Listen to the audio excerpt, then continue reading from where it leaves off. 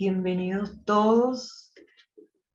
Estamos muy contentos porque, bueno, el Ateneo de Caracas está celebrando la literatura en sus 91 años de la mano de Banesco, Banco Universal, y junto a Antonio López Ortega, Igor Barreto, Julio Quesada, nuestro tradicional jamming poético y Milagro Socorro, quienes nos brindarán conferencias, talleres, charlas virtuales, cursos, jammings, recitales, participando en una programación que, bueno, que rinde homenaje a las letras venezolanas e hispánicas, tanto en el campo de la prosa como de la poesía.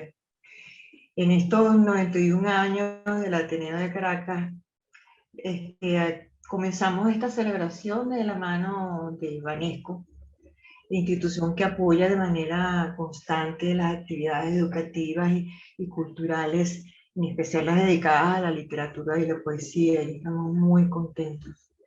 Hoy iniciamos nuestra celebración con una conferencia virtual desde Tenerife, España, que lleva por título Poesía venezolana del siglo XX, una lectura personal a cargo de nuestro queridísimo Antonio López Ortega, reconocido narrador, ensayista, crítico, editor y gran gerente cultural venezolano, quien a partir de la aparición de la antología de la poesía venezolana del siglo XX, que llevó a cabo conjuntamente con Miguel Gómez y con Gina Saraceni, que fue publicada además por la editorial Pretextos de Valencia, España, es que Antonio López Ortega diseña este encuentro con el público venezolano y español para brindarnos una lectura selectiva personal sobre distintos poetas, basándose justamente en este trabajo realizado en conjunto, tanto las fichas autorales como la selección de poemas. Así que bueno, sin más que agregar, los dejo con nuestro queridísimo Antonio López Ortega y comenzamos a celebrar nuestros 91 años con, bueno, con estos intelectuales y escritores y periodistas, bueno, de alto nivel. Estamos muy contentos y le damos la bienvenida a todos. Les agradecemos, eso sí, apagar sus audios y las cámaras de video para que la conexión de internet sea más fluida. Así que muchísimas gracias y todos bienvenidos. Bueno, muchísimas gracias, Vilma. Me siento muy honrado y sobre todo me siento feliz de poder estar participando en un nuevo aniversario del Ateneo de Caracas. El Ateneo para la cultura venezolana de buena parte del siglo XX ha sido pues una institución fundamental, una institución de la sociedad civil,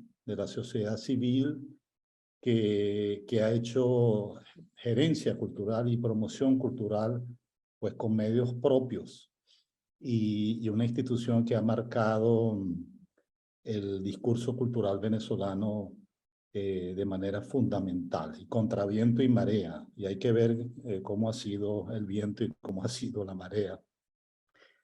De manera que ese es el primer reconocimiento que quisiera hacer, pues, y la distinción que siento de estar en una programación que precisamente celebra esa trayectoria, esos 91 años, esa cercanía ya al centenario, ¿no?, de cultura venezolana.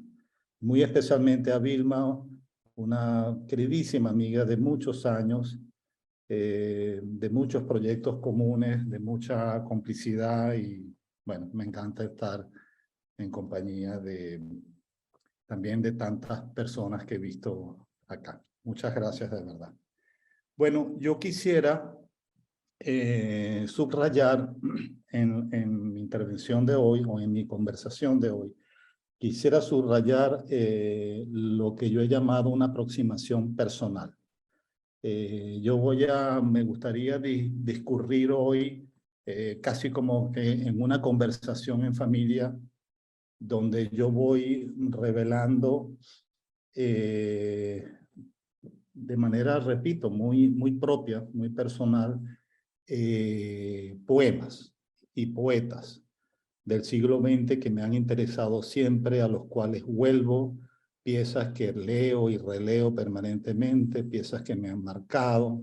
Yo creo que la poesía, siempre he pensado que la poesía es el género superior en literatura. No hay un género más exigente y más trascendente que el de la poesía. Es donde realmente el lenguaje se hace función poética, como decía Jacobson, y en ese sentido siempre yo siento como una necesidad de reverenciarla, ¿no? Y además creo que también en los grandes prosistas y los grandes narradores, los que también más me interesan son precisamente esos escritores que están cerca de la poesía, ¿no? Que tienen eso como algo, tienen esa herramienta como algo consustancial.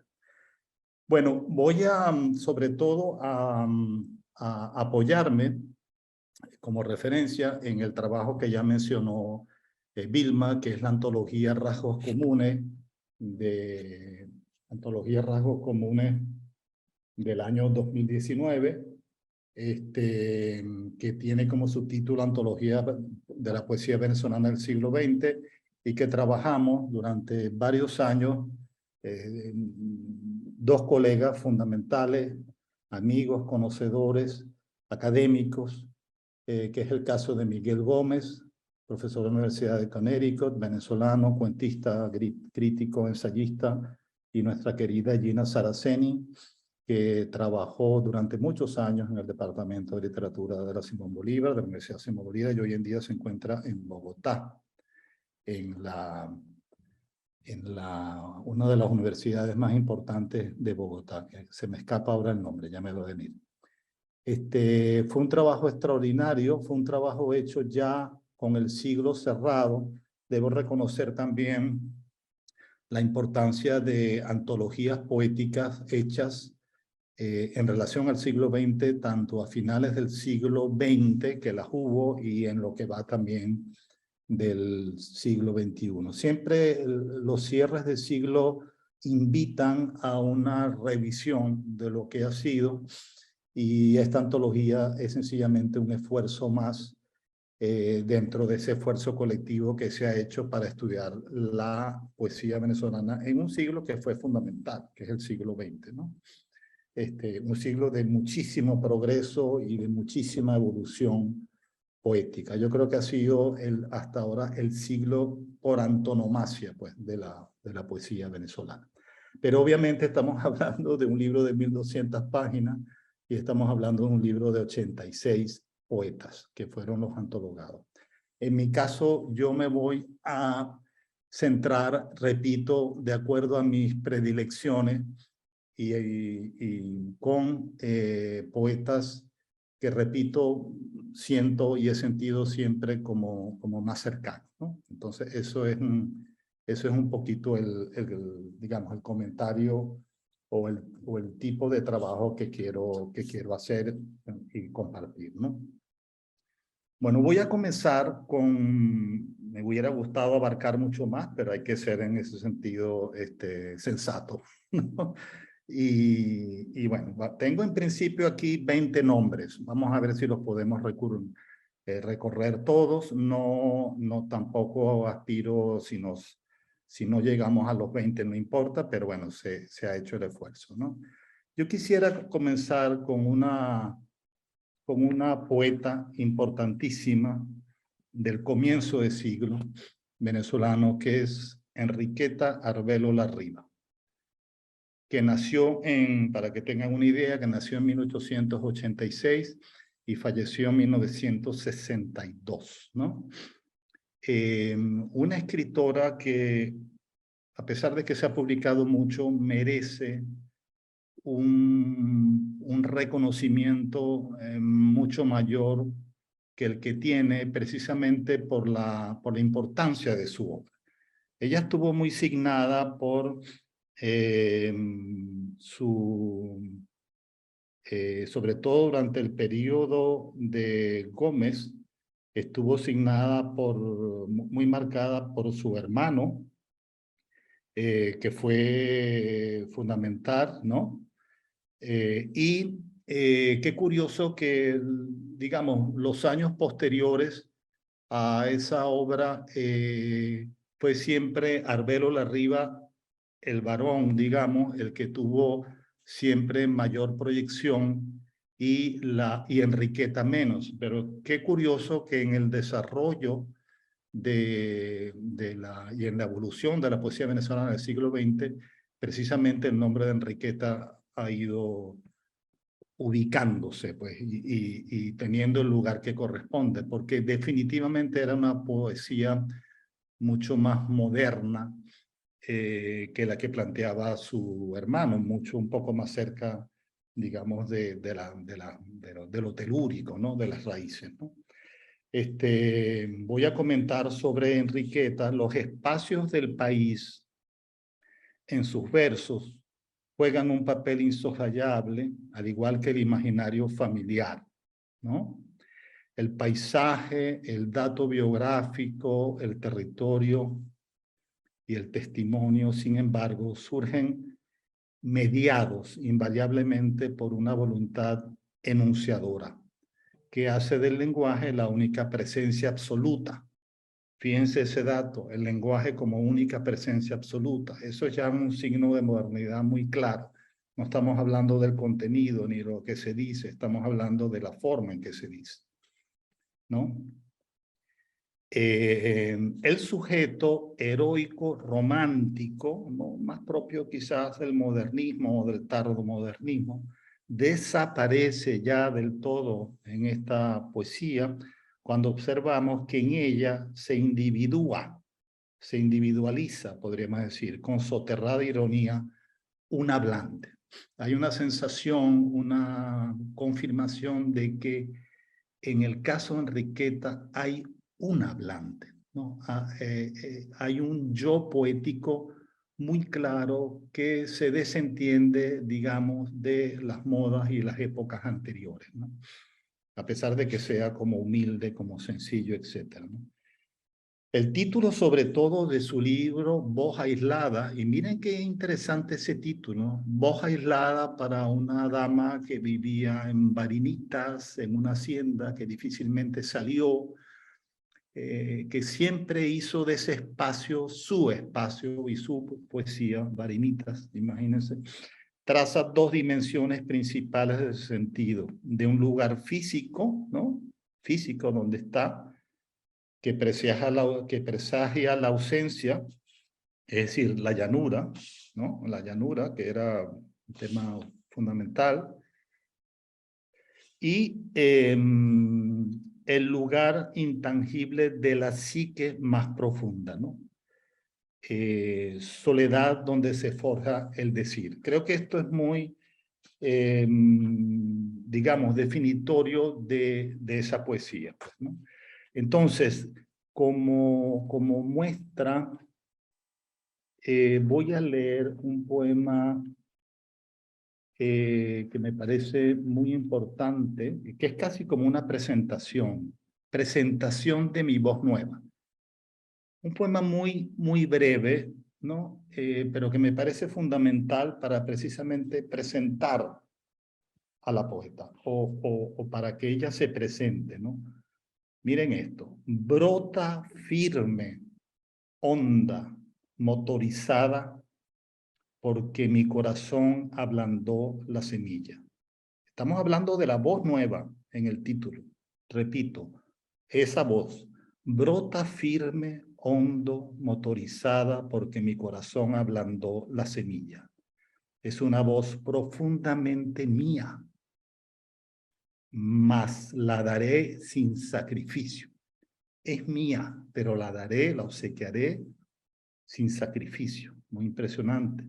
Huele a cedro mi voz bienvenida y se alza sin pliegue. Ella, qué novedad, me dará un gozo bravo. La sembraré en el montón sordo. Es muy impresionante. Montón sordo, sembrar la voz en el montón sordo, sembrar la voz donde nadie oye, una voz aislada, una voz que precisamente, una apuesta poética que precisamente no tenía la recepción adecuada en el momento. La recepción la vino a tener después, como le ocurre también un poco a Ramos Sucre. Y yo creo que esto, plantearlo como su presentación poética, aparte de que es muy honesta, es también como muy humilde, ¿no? Y sin embargo, esa voz es firme, es honda, es motorizada, ¿no? ¿Por qué? Porque el corazón puede ablandar la semilla. Son metáforas extraordinarias, ¿no? Pero muy, muy claras en cuanto a lo que propone. Luego vamos, viendo un poco otro tono, vamos a ver otro poema que me gusta mucho, que se llama Emoción y ventaja de la probada profundidad. Ahí ya estaríamos hablando quizás del referente de los temas. Y dice así: gracias a los que se fueron por la verdad oscura, moliendo las hojas tostadas, a los que me dijeron, espéranos bajo ese árbol.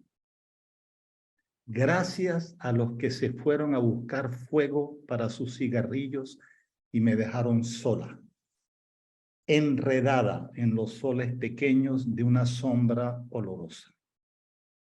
Gracias a los que se fueron a buscar agua para mi sed y me dejaron ahí, bebiéndome el agua esencial de un mundo estremecido. Gracias a los que me dejaron oyendo un canto enselvado, miren ese adjetivo, enselvado, y viendo soñolienta los troncos bordados de lanas marchitas. Ahora voy indemne entre las gentes. Hay una permanente discordia entre el yo y el todos. El yo hablante va por una línea autónoma, se sostiene, y sin embargo no necesariamente está conectado con el todo, con el contorno, ¿no? La voz aislada, una voz que en sí misma se mantiene y se sostiene, pero que difícilmente entra como conexión, difícilmente se hace visible, entendible por parte del contorno. Allá hay como un dilema extraordinario, ¿no? Bueno, sí, eso en el caso de Enriqueta, ¿no?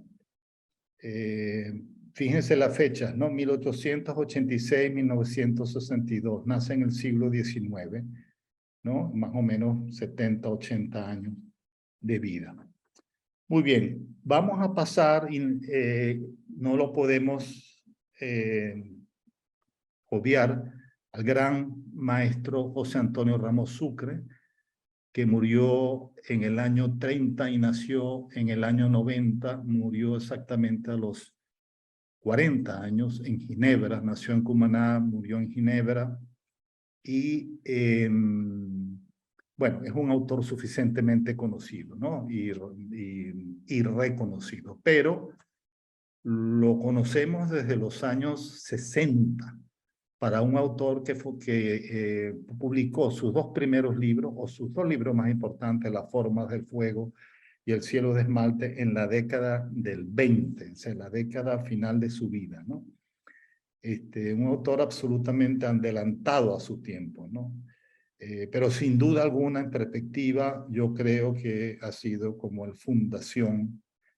fundador de la poesía moderna en Venezuela, ¿no? Eso lo pudimos ver en los años 60, no lo pudimos ver en los años 20, cuando estábamos todavía imbuidos de modernismo o de tardomodernismo, que además en Venezuela no fue tan importante como en otros países, ¿no? Bueno, es importante, digamos, ver al maestro Ramos Sucre. Voy a hacer este breve comentario.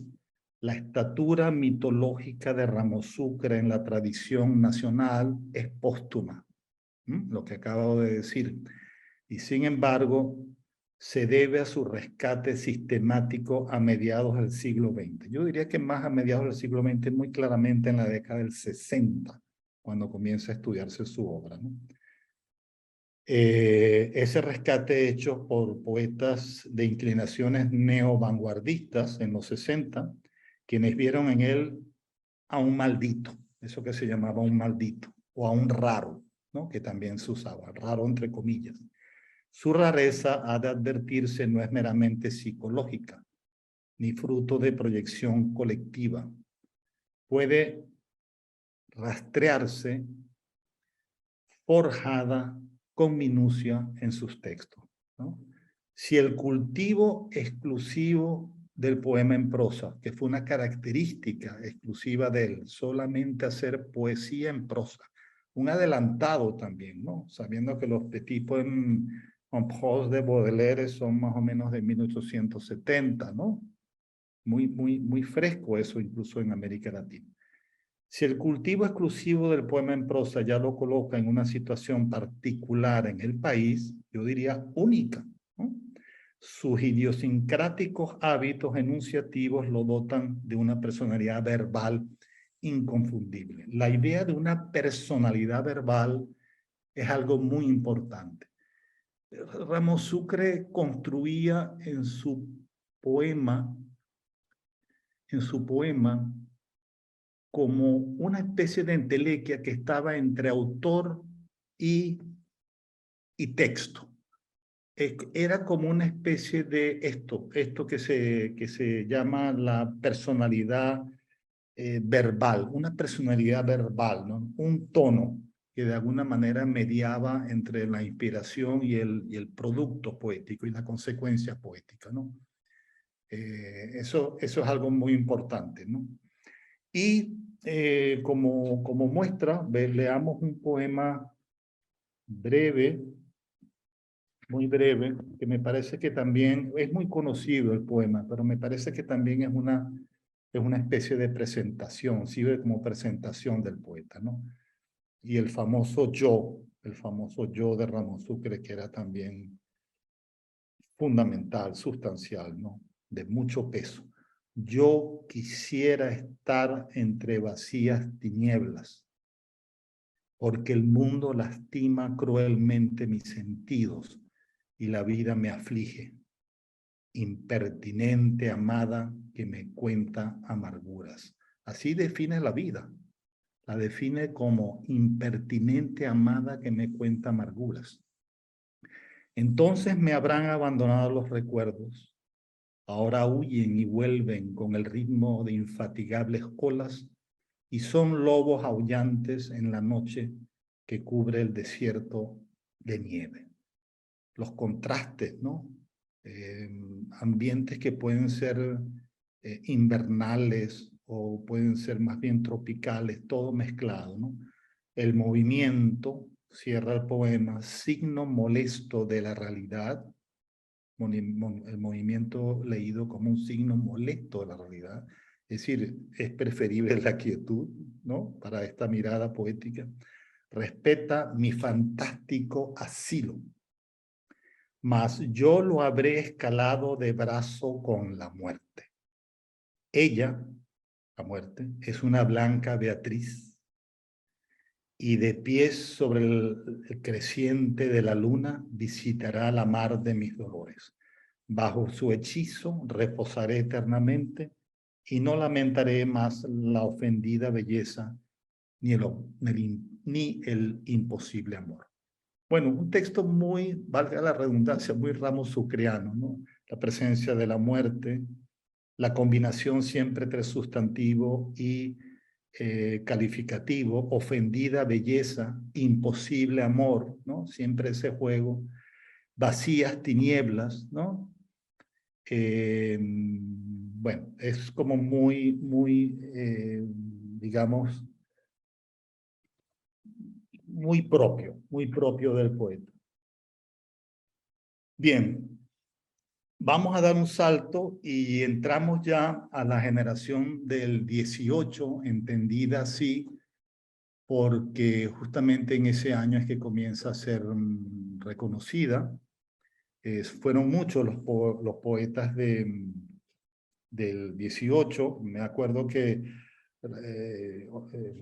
Eugenio Montejo pues siempre ponía en referencia muy alta a los poetas del 18, a la generación del 18, como una generación además que fue fundamental en la generación que fue la de Montejo, que es la del 58, ¿no? Eugenio tenía toda un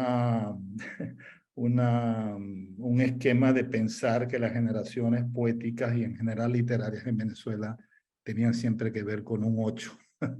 Y de alguna manera ordenó muchos de sus ensayos con ese criterio, ¿no?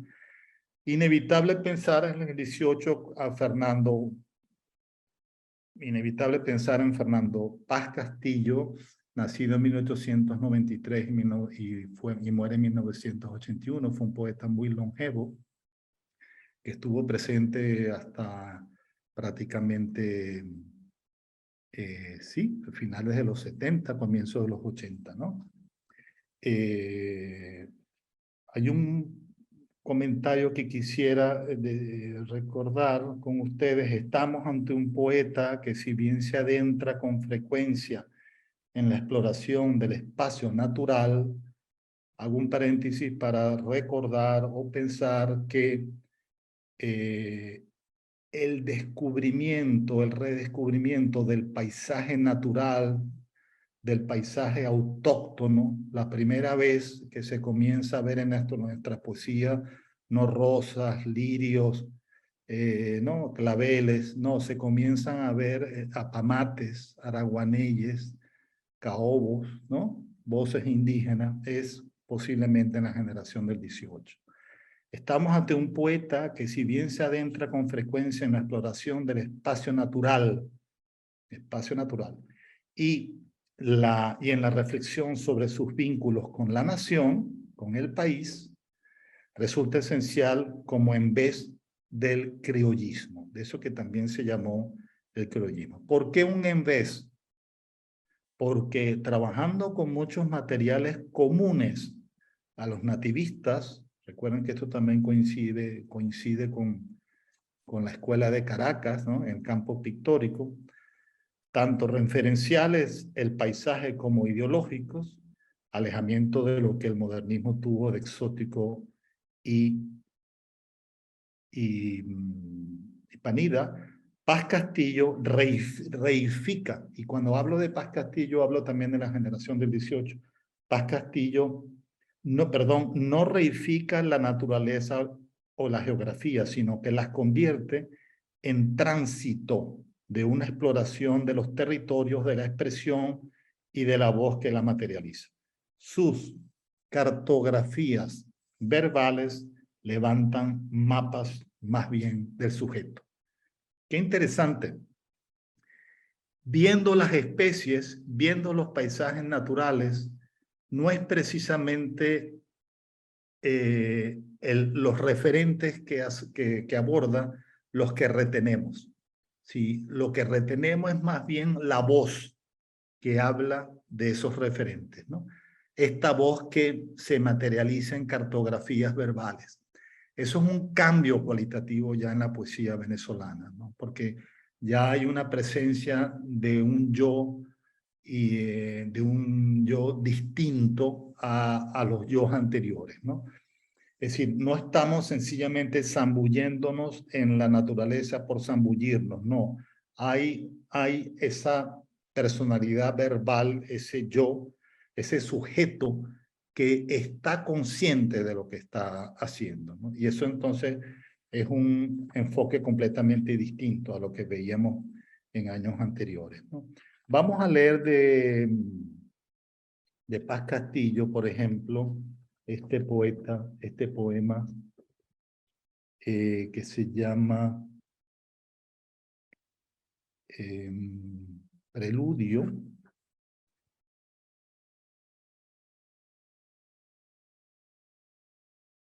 Perdón un segundito.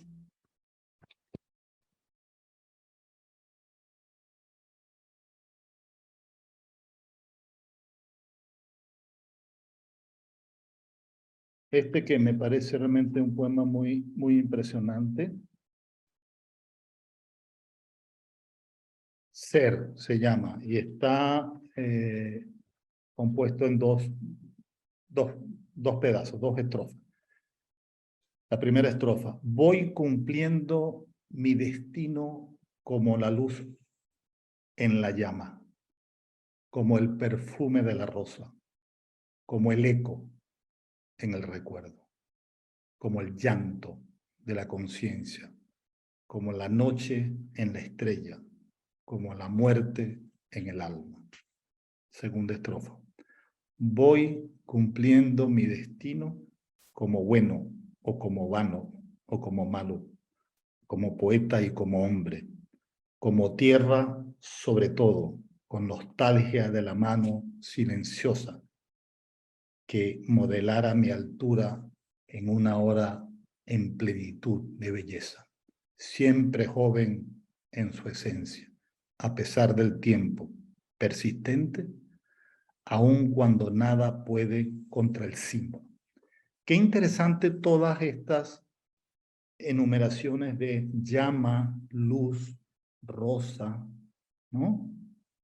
Y sin embargo, están todas asociadas pues a elementos ya de la percepción humana, ¿no? Recuerdo, llanto, conciencia, ¿no? Hablar de la tierra, pero inmediatamente hablar de la nostalgia. Esa especie de paralelismo entre elementos naturales y elementos, digamos, de la conciencia. Habla precisamente de un enfoque también distinto a cómo se trataba eso antes, ¿no? Y creo también, para cerrar con Paz Castillo, este poema breve que se llama precisamente La poesía.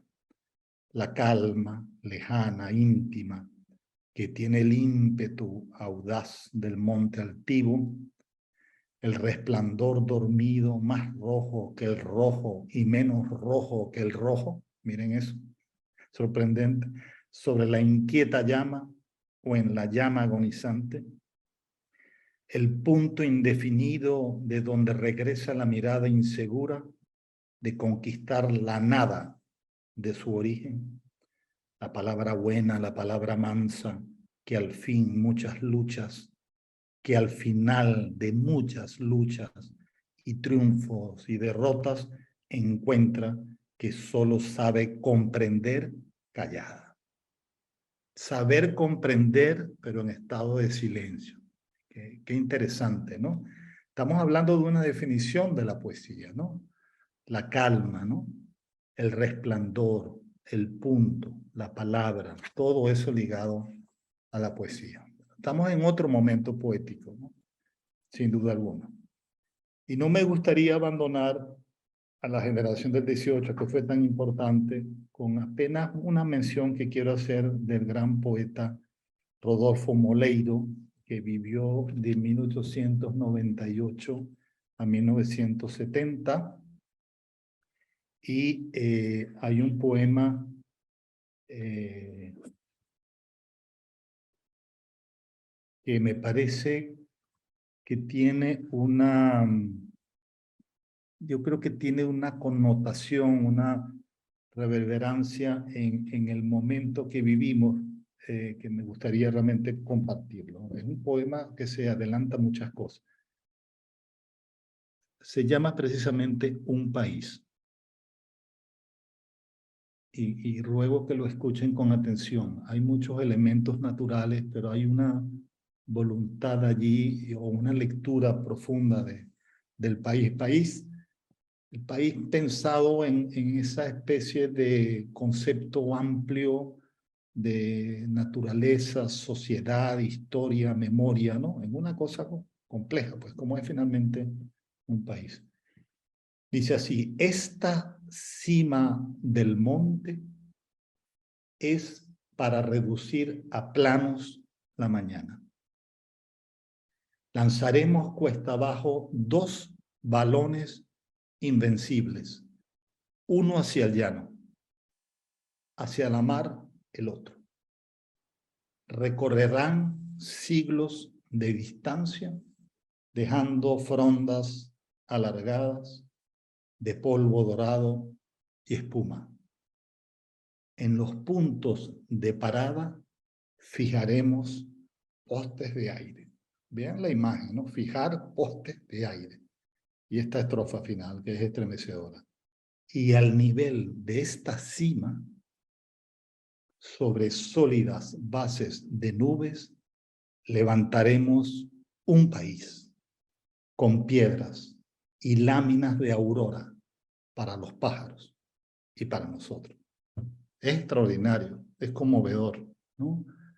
Es la mezcla también allí de flora y fauna, de accidente y destino, y a nivel de esta cima sobre sólidas bases de nubes. ¿Cómo pueden ser suaves? ¿Cómo pueden ser bases las nubes, ¿no? Y sin embargo, sobre sólidas bases de nubes levantaremos un país con piedras y láminas, pero láminas de aurora, precioso, para los pájaros y para nosotros. Bueno, impresionante en Moleiro, ¿no? Hay mucha música en la familia Moleiro, sabemos, en Venezuela. Bueno, este es un poeta totalmente musical. Bueno, voy a saltarme, porque ya nos hemos tomado, voy a saltarme algunos poetas y me disculpan. Voy a saltar a Antonia Palacios. Antonia Palacios, sí. Bueno, una poeta muy importante. Antonia Palacios fue una escritora que nació en 1904 y murió en 2001. Prácticamente le faltaron 3 años para cumplir los 100. Murió en 97 años, es decir, fue una mujer que vivió muchísimo tiempo. Y literariamente, vamos a hacer un resumen un poco atropellado, pero podríamos decir que la Antonia de la primera mitad de Centuria es más bien narradora, pero la Antonia de la mitad segunda de la Centuria es poeta. Eso nos hace pensar, o eso nos permite concluir, que la obra narrativa fue obviamente también una obra muy poética. Si uno recuerda Los Insulares, por ejemplo, un relato fundamental de ella, y lo volvemos a leer, vamos a encontrar ahí muchas veces más poesía que trama, ¿no? Pero yo creo que con Antonia se produce una revelación y una especie de soltura mayor y de libertad cuando ella sobre todo publica Textos del Desalojo, que fue su primer libro poético en el año 78, un libro estremecedor, poesía en prosa también, desgarrado. ¿Qué gran título es Textos del Desalojo, ¿no? Es un gran título. De Antonia, voy a leer un solo poema que yo creo que es como muy definitorio y además muy conocido. Muy conocido. Está en el texto de Desalojo.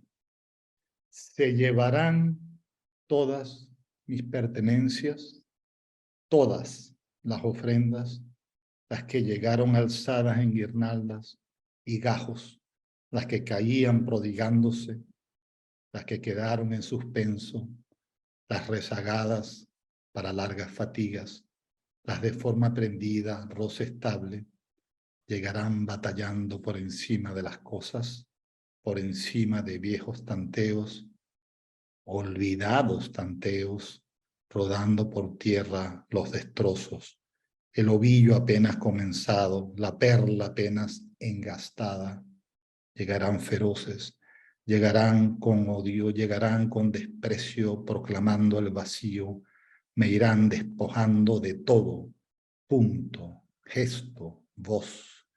Aparecerán de pronto por entre círculos, ángulos y rectángulos, duras geometrías de líneas agónicas, infinitas paralelas, sin posibles encuentros, volúmenes de sangre. Me irán despojando de todo, del aire, del reflejo, de la forma. La hora será cóncava. Ella encuentra finalmente una fórmula física para encontrar esto, ¿no? La hora será cóncava, el cielo será cóncavo, la tierra abrirá su cráter cóncavo en la última ofrenda. Es un poema impresionante. Y es un poema que da el tono de ese libro, de texto de desalojo. Luego publicó en la secuencia Multiplicada sombra, Este oscuro animal del sueño, Hondo temblor de los secretos, poemarios que estaban, por supuesto, en línea, en esa especie de desarraigo, en esa especie de desamparo. Pero, sin embargo, yo creo que ese libro fue fundacional, ¿no? Ese descubrimiento ya palpable, definitivo, de la Antonia poeta se da en ese libro, ¿no? Y no deja de ser, digamos, hermoso, revelador que ella lo haya logrado, ¿no? Porque se ve que lo tenía de alguna manera contenido en su etapa anterior, ¿no? Bueno, voy a dar algunos saltos, me disculpan. Bueno, tenía aquí algo que quería decir de un comentario solamente de Alberto Arbelo Torrealba, pero lo voy a pasar. También de María Calcaño, que es un ejemplo interesante, muy interesante. Y voy a dar un salto a Luz Machado. Luz Machado, una poeta, a mi manera de ver, excepcional, una poeta que merece una relectura. Por lo menos tuvo la dicha de recibir el Premio Nacional de Literatura. Eso fue muy importante, se lo otorgó en 1946, tomando en cuenta que ella nació en el año 16, se le dio cuando tenía 40 años, y Luz murió en el 99, ¿no? O sea, fue una mujer que más o menos vivió sus casi 80 años, ¿no? Ensayista, periodista, diplomática, estudió filosofía, estudió derecho, en fin, una mujer muy preparada. Pero yo estoy convencido de que, claro, su libro estremecedor, su libro de ruptura, su libro que quiebra de alguna manera la primera luz y la siguiente luz es La casa por dentro. Ese fue un libro fundamental, ¿no? Fundamental en la poesía venezolana. Precisamente el título lo dice todo, ¿no? Ver lo que nunca hemos visto. O mejor dicho, exponer de manera muy clara esa situación como de cerrazón, que también la veíamos en Enriqueta, de cerrazón, como de vivir en cuatro paredes, ¿no? De precisamente, leo unas líneas. Una de las poetas venezolanas más importantes de la primera parte del siglo XX, su poesía no se inscribe en ninguna tendencia colectiva de la época. Esto habla de una importante originalidad, aunque participa de ese impulso de renovación, ¿no? Que se ve más o menos a partir del Grupo Viernes. Su obra, que fue extensa y fue heterogénea, se caracteriza por una voz apasionada, incontenible, emocional, que nombra la experiencia para amplificarla, nombrar la experiencia para amplificarla y volverla acontecimiento del lenguaje. Volver la experiencia acontecimiento del lenguaje. De eso se trata la poesía. El rasgo más peculiar de su poética es el énfasis que tiene la representación del sentir y la emoción. Muy importante eso, del sentir y la emoción. No solamente es poetizar por poetizar, sino sencillamente ver en ese proceso justamente el sentimiento, la emoción, el pálpito, pues que de alguna manera nutre a cada poeta. Y voy a compartir con ustedes un poema al que vuelvo siempre, que yo digo, ¿cómo es posible haber hecho un poema tan bueno con este tema? Que ya les voy a comentar cuál es. Una engrapadora. ¿Cómo se puede hacer poesía de una engrapadora, a partir de una engrapadora, ¿no? Y bueno, me gustaría leerlo con ustedes. Es un poco es un poco ríspido, pero fíjense, voy a tratar de leerlo lentamente para que se fijen en todos los elementos que ella usa para buscar cómo humanizar la engrapadora. ¿Qué ven? ¿Cómo la transforma en animal, en criatura, en persona? Dice así: la pequeña máquina muerde las hojas con un solo diente ancho. Magnífico. Las juntas hasta la altura de un pistilo y atravesada como firma de neurótico, declara el matrimonio de la escritura y del papel. No garantiza una grapadora el matrimonio de la escritura y el papel. Es extraordinario. Muerde como un pequeño animal sin ojos. Perfecto. Ahí donde mis manos reúnen la extensión que antes pasara por el fuego. La escritura, eso que pasa por el fuego, que antes pasara por el fuego, que antes viviera un ciclo vegetal, un turbio cielo de podredumbre y asco. Así conoce el árbol, la soledad del hierro, esa quebrantadura de huesos metálicos que primero tiembla la forma de la vértebra y después la cose en la columna. Inocente y pequeña, si no la impulso, ociosa de fríos permanece, como una sardina muerta. Si la uso, un chasquido recuerda los pájaros carpinteros del bosque y las mandíbulas de los pequeños roedores a orillas de los ríos sobre las maderas caídas. ¿Cómo es posible que podamos ver tantas imágenes a partir de la engrapadora? Yo los invito a que en un próximo, cuando estén trabajando y les toque engrapar algo, piensen en este poema. Piensen que esa criatura es extraordinaria. Se habla de cuál puede haber sido el árbol del que se hizo parte de la engrapadora. Se habla del posible hierro fundido original que terminó formando parte de la engrapadora. Me recuerda, por cierto, a un procedimiento muy de Eugenio Montejo, ¿no? De ver de pronto un pájaro y automáticamente pensar en cuál pudo haber sido ese nido de pájaro y cuál pudo haber sido el árbol donde estaba ese nido, ¿no? Esa especie de penetración hacia atrás es muy impresionante. Bueno, salto de nuestra querida Luz a un autor que siento además muy cercano de Luz Machado, y es Sánchez Peláez. Luz nació en el año 16, Sánchez Peláez en el 22, se llevaban 6 años, pero más o menos publicaron más o menos en los mismos años. Y tiendo a pensar, esto es una reflexión muy personal, ya lo he dicho, que ese lenguaje, este lenguaje de Luz Machado que acabamos de ver, de una engrapadora, no se aleja para nada del lenguaje floral, alucinante a veces, de Juan Sánchez, ¿no? De Juan Sánchez Peláez. Y ahí hay una lectura de revisión entre esos dos poetas que yo creo que hay que revisar. Porque hay mucha más semejanzas que diferencias. Hay mucho de tratamiento del lenguaje en ambos que los acerca mucho, ¿no? Y eso es un dato importante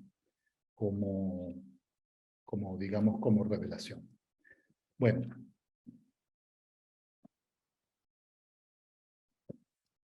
De Juan Sánchez voy a leer un poema que no está en la antología de Rasgos Comunes. Bueno, ustedes saben muy bien que Rasgos Comunes es un homenaje que hicimos Gina, Miguel y yo para nombrar una antología, la antología a la que nos estamos refiriendo. Es, como sabemos todos, un título de Sánchez Peláez, uno de sus libros más importantes, creo que del año 76, si mal no recuerdo, que a mí en toda su obra, siempre es difícil calificar, pero en toda su obra, que fue corta, que fue más o menos unos 7 títulos, no más, si mal no recuerdo, yo creo que es un libro extraordinario. Rasgos Comunes es un libro, y en general me ocurre mucho con Juan esa sensación de que la poesía de Juan parte el siglo como en dos mitades, ¿no?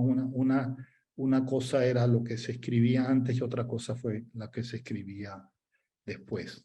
Pero también siento que eso lo podemos pensar también en el caso de la poesía de Luz Machado.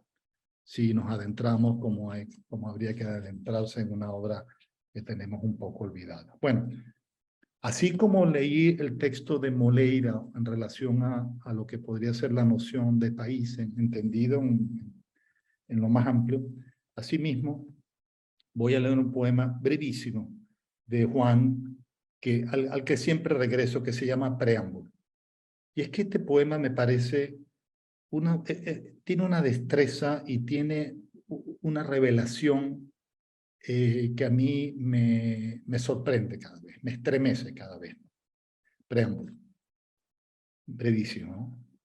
Prueba la taza sin sopa. Ya no hay sopa. Solloza, hermano. Prueba el traje, bien hecho, a tu medida. Te cuelga, te sobra por la solapa. Nos falta sopa. A mí me parece extraordinario.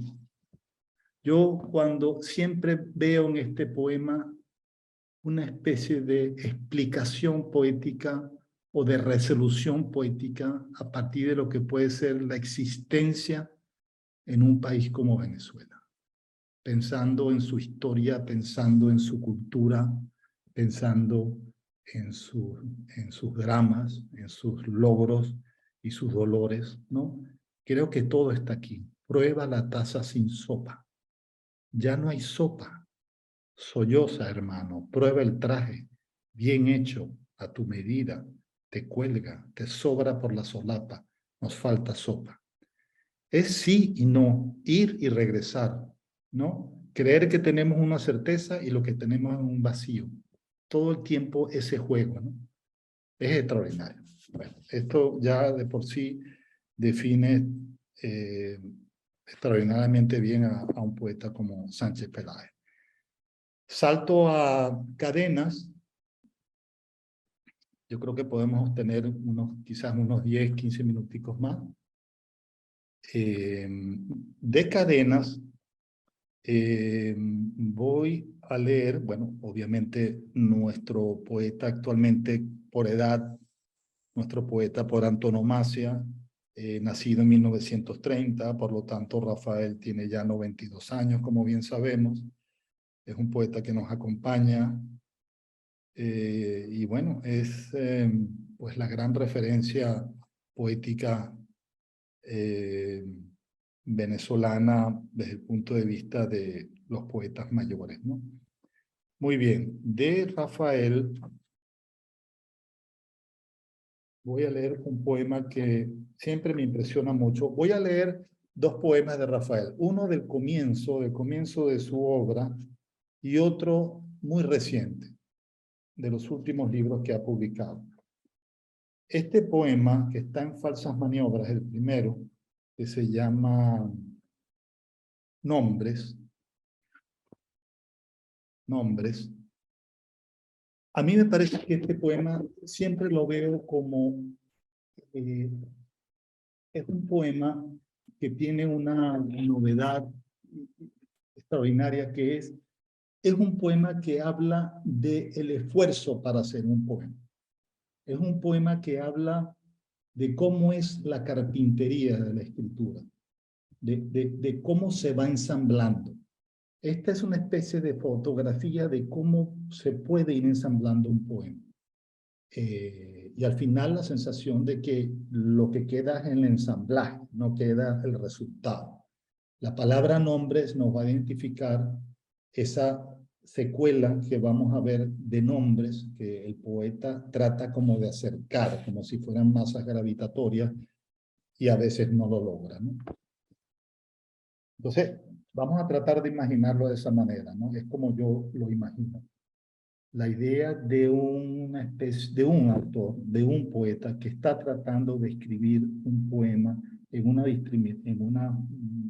determinada circunstancia, la hora del día, el lugar, el clima, ¿no? Y bueno, nombres. Te llamas hoja húmeda, noche de apartamento solo, vicisitud, campana, tersura y lascivia, ingenuidad, lisura de la piel, luna llena, crisis. Oh, mi cueva, mi anillo de Saturno, mi loto de 1000 pétalos, Éufrates y Tigres, erizo de mar, guirnaldo, jano, de Dios, ¿no? Vasija, tórtola, ese y trébol, ovípara, uva, vellocino y petrificación. Todo eso podrías llamarte.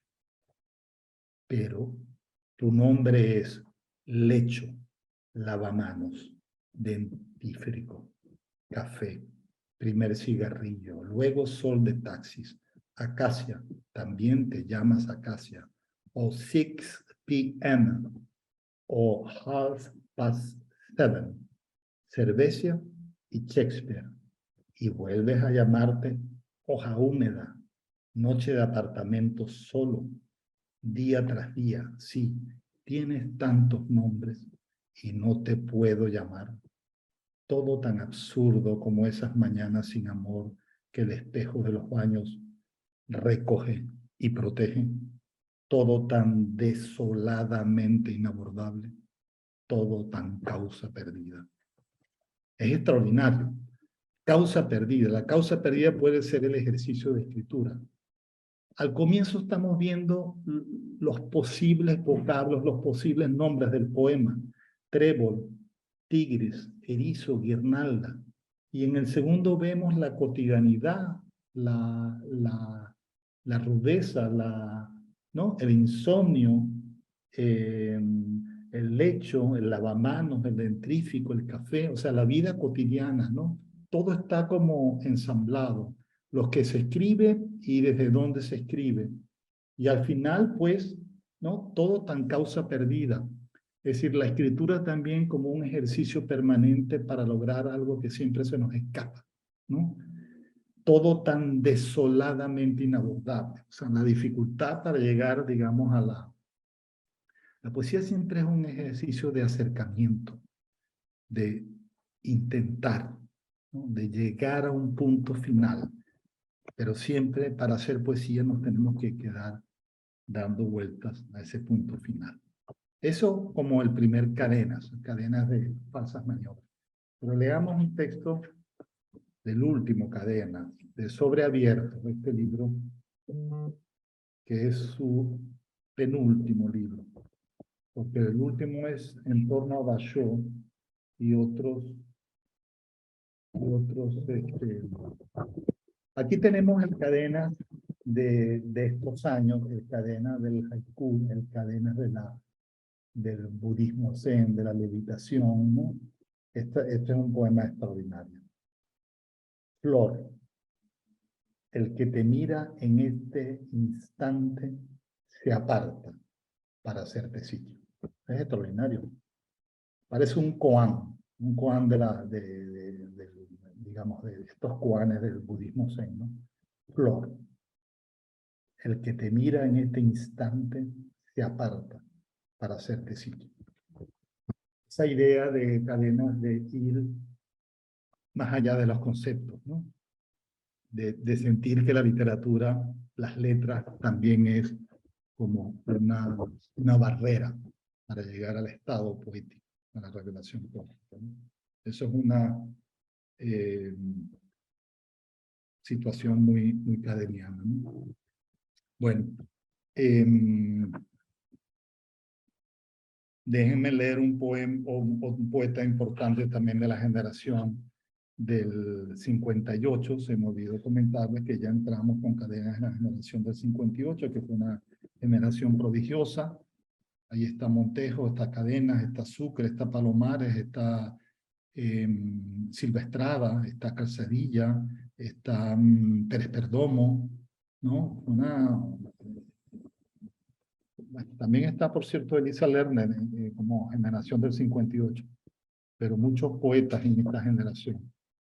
Bueno, hay un texto, el texto de Sucre, Guillermo Sucre, un autor nacido en el año 33, falleció en el 21, nos acompañó hasta hace muy poco, un escritor que hemos conocido más como crítico, como ensayista, como ensayista que como poeta más bien en esta última etapa es que lo hemos celebrado más. Yo creo que es un escritor fundamental de la generación del 58, de alguna manera el ensayista opacó al poeta, pero yo creo que el poeta es un poeta deslumbrante, fue su generación. Un poeta brevísimo, a la intemperie, que juega también, pensando en el texto de Cadena, juega también con esa dualidad entre tema y escritura, ¿no?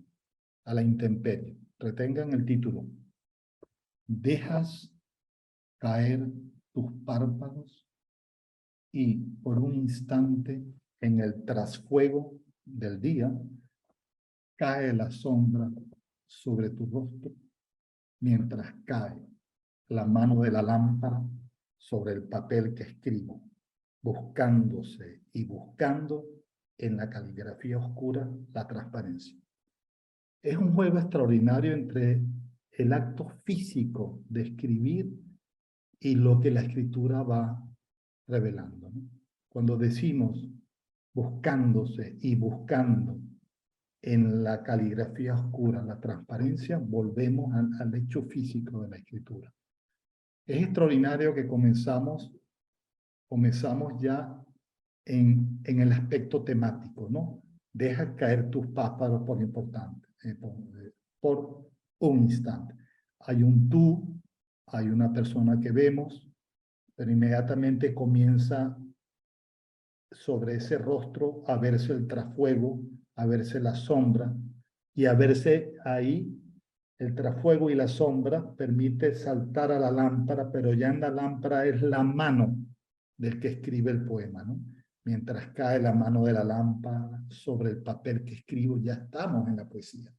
Dejamos de observar y estamos en el acto físico, poético, buscando en la caligrafía oscura la transparencia. Un poeta también extraordinario. Guillermo Sucre. Muy bien, vamos ahora con, bueno, inevitable mencionar a Eugenio Montejo,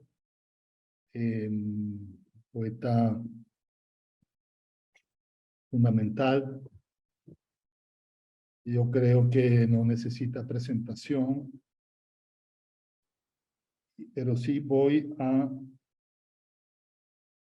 leerles, compartir un poema de Eugenio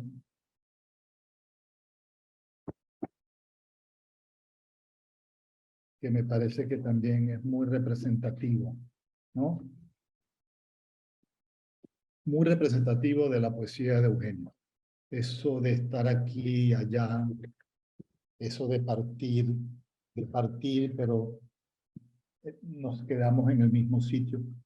La idea de que todo era, cualquier elemento es representación de todo.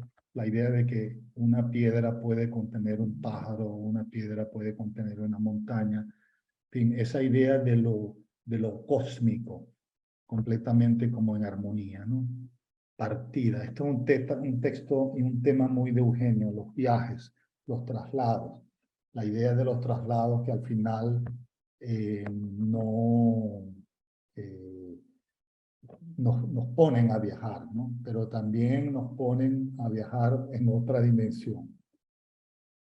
Aquí habla de puertos, partida se llama el poema. Me voy con cada barco de este puerto. Me voy con cada barco de este puerto, ¿no?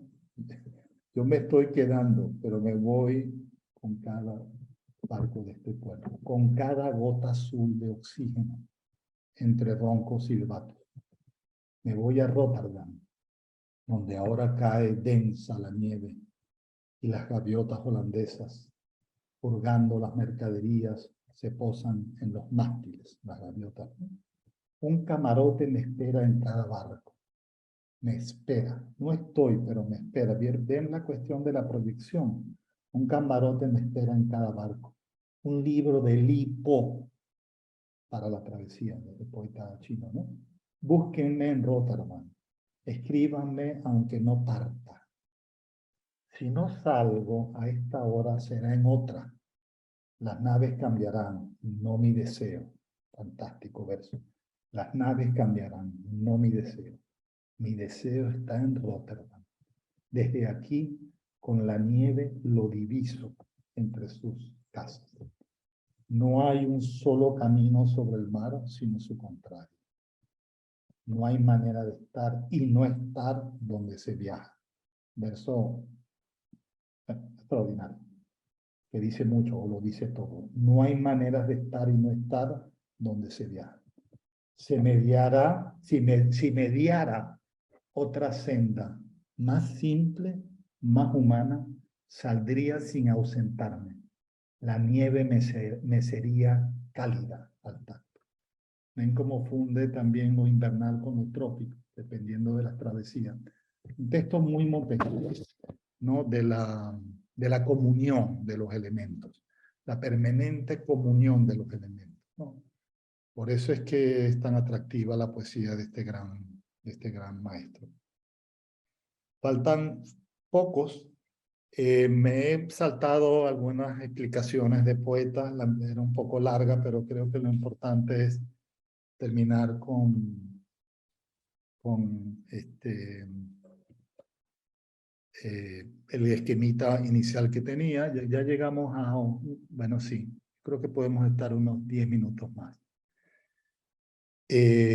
Una poeta que me gusta mucho y que también siento, me estoy saltando otros poetas, me hubiera gustado leer algo de Julio Miranda, pero voy a saltar y voy a leer un poema de una escritora que también me parece que necesita más reconocimiento que el que tiene. Ya estamos pasando a la generación de los autores nacidos en los 40, que fue tan importante.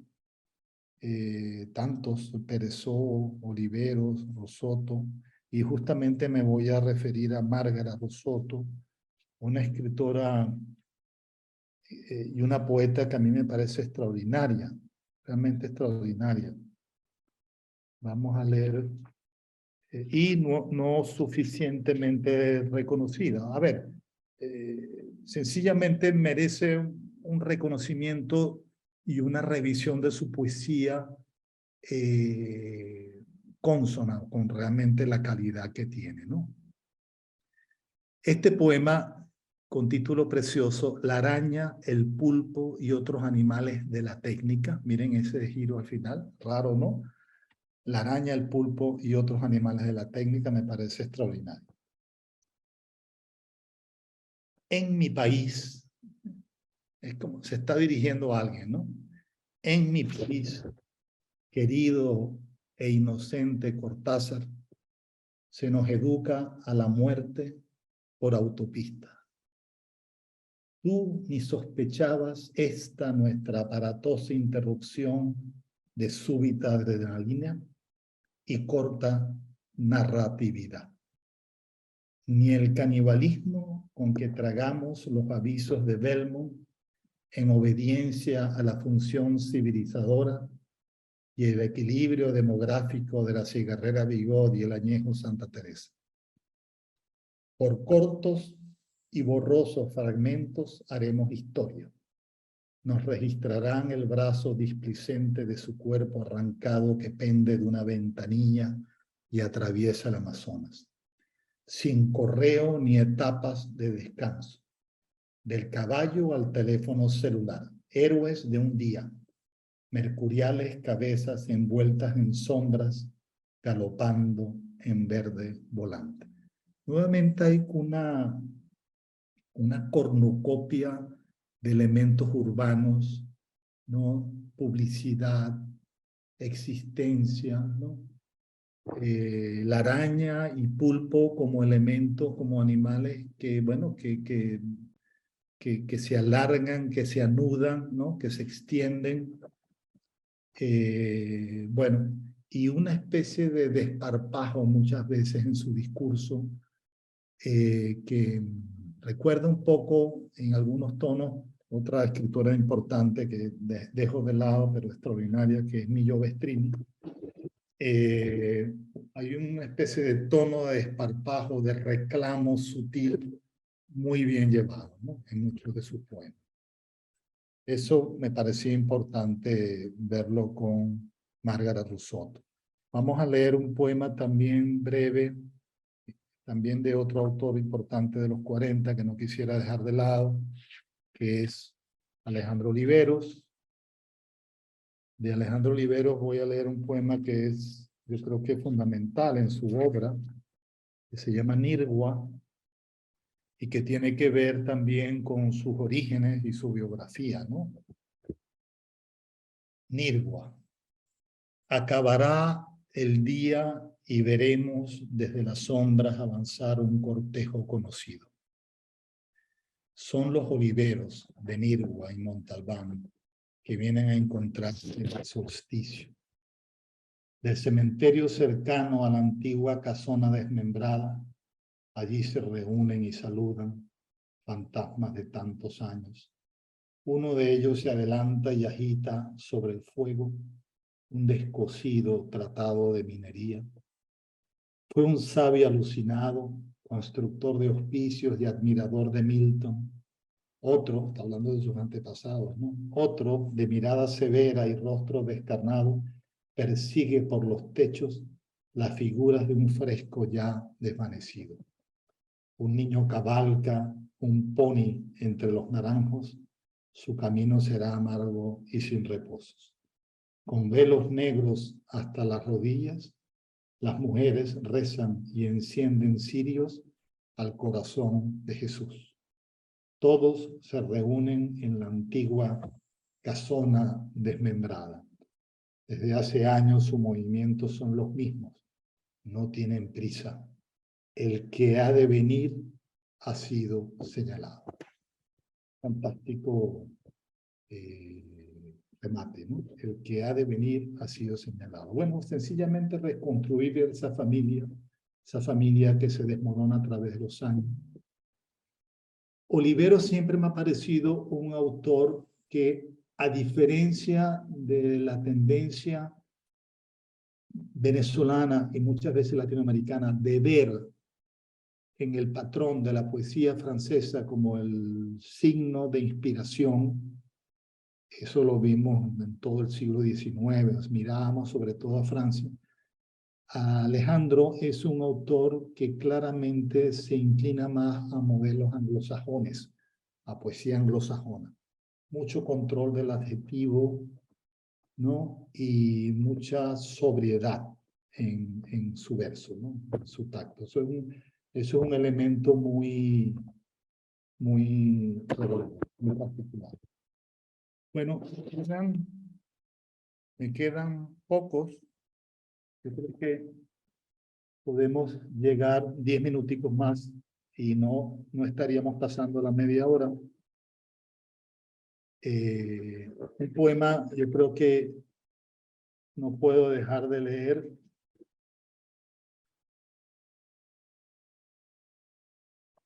Pensando en lo que leímos de Moleiro, pensando en lo que leímos también de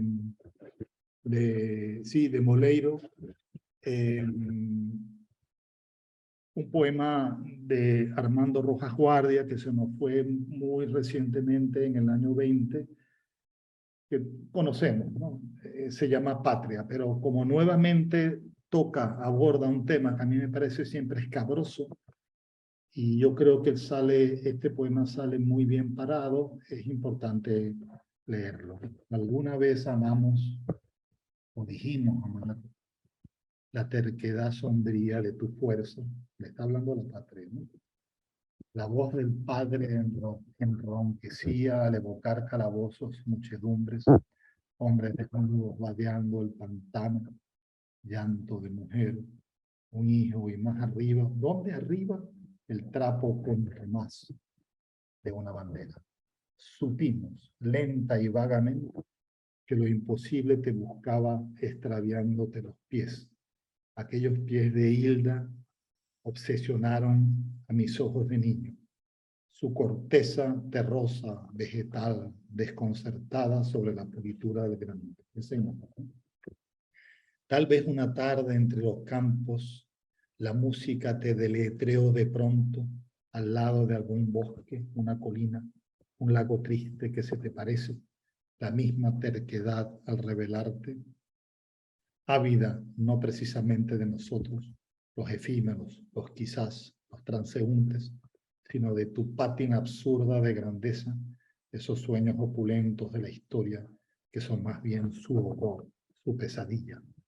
Ahora que te conoces vil, prostibularia, porque tanta voluntad ecuestre se apeó bajo el sol a regatear, y el héroe mercadeó con su bronce, y el oro solemne del sarcófago adornó dentaduras, fijó réditos, y no hay toga, ni charretera, ni sotana que te oculten cuadrúpeda, obsequiosa, por 30 monedas ancestrales.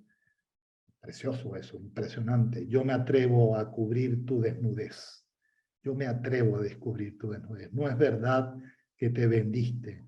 Tú anhelabas dilapidarte brusca, totalmente. Un lujoso imposible. Lo sabías. Siempre lo has sabido y como siempre aras en el mar. Te concibieron con voluntad precisa de fracaso. ¿Cómo afirmar, Pasito, que hoy te quedas en la dificultad de sonreírte, levantando los hombros, desganado y diciéndote con sorna, con ternura, mañana sí, tal vez, quizás mañana? Es un enorme poema. Y repito, con la dificultad de hablar de estos temas, es un poema que sale muy bien resuelto, ¿no? Voy a cerrar con 3 poetas de mi generación, de la generación del 50. Me hubiera gustado que fueran más, pero hay que acortar. Bueno, hay tanta gente que valoro y que aprecio en lo que yo llamo mi generación de autores nacidos en el 50, Rafael Castillo Zapata, Santos López, Berberi Pérez Rego, Ana Nuño, en fin, muy importantes. Voy a leer a 3 brevemente, que están muy presentes hoy en día y muy activos.